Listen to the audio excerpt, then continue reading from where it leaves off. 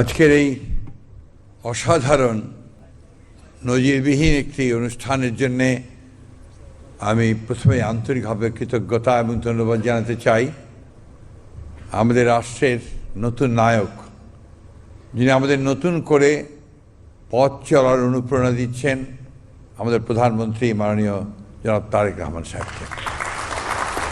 আমি আজকে এখানে বক্তব্য রাখতে হবে এই জন্য প্রস্তুত ছিলাম না, কিন্তু অভূতপূর্ব এই অনুষ্ঠানে আমি সত্যি অভিভূত। আজকে প্রথমবারের মতো আমি দেখলাম যে আমরা যেগুলো চিন্তা করতাম, যেগুলো ভাবতাম, সেটা এখন বাস্তবায়িত হতে চলেছে। বিশেষ করে নির্বাচনের পূর্বে আমরা আমাদের নিজস্ব এলাকায় গিয়ে যে সমস্ত প্রতিশ্রুতিগুলো দিয়েছি, সেই প্রতিশ্রুতিগুলো এক মাসের মধ্যেই যে বাস্তবায়িত হতে পারে, এটা আমাদের অনেকের মনের মধ্যে বোধহয় সংশয় ছিল।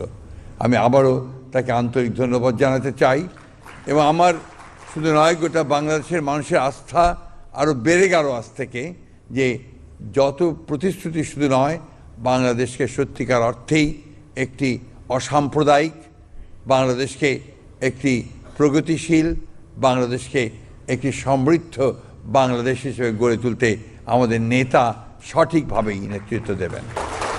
দেশনেত্রী বেগম খালেদা জিয়া প্রায়ই একটা কথা বলতেন, যখনই আমরা বিভিন্ন ধর্মের নেতৃবর্গের সঙ্গে মিলিত হতাম গুলশান কার্যালয়ে, তিনি সবসময় একটা কথা বলতেন যে আপনারা কেউ নিজেদেরকে সংখ্যালঘু ভাববেন না।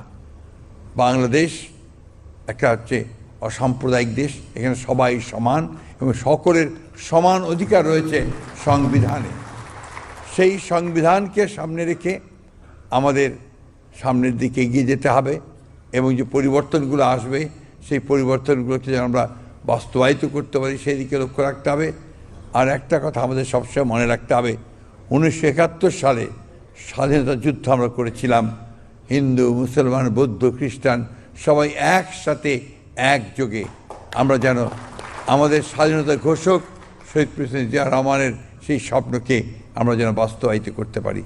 আবার সব শেষে আমি মাননীয় প্রধানমন্ত্রীকে আন্তরিকভাবে কৃতজ্ঞতা এবং ধন্যবাদ জানাচ্ছি যে অসাধারণ একটি কর্মযজ্ঞ তিনি শুরু করেছেন এবং আমরা সবাই বিশ্বাস করি এই কর্মযজ্ঞে তিনি সফল হবেন। ধন্যবাদ সকলকে। আসসালামু আলাইকুম।